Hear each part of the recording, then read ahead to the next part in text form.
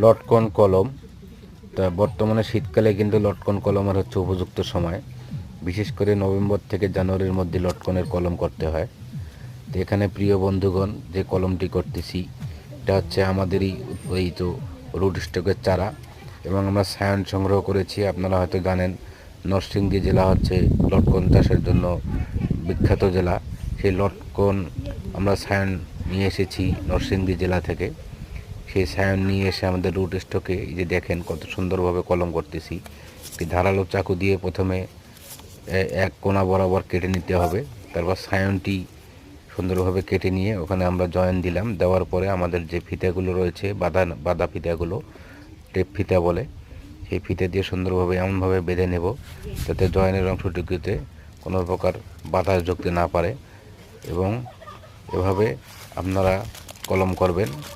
এবং আমরা কলম করা হয়ে গেলে তার উপরে আমরা ক্যাপ দেবো যাতে রোদ এবং বৃষ্টির পানি পড়তে না পারে। ধন্যবাদ প্রিয় বন্ধুগণ, এভাবে কলমের কার্যক্রমগুলো আমরা করে থাকি। ভালো লাগলে অবশ্যই লাইক করুন।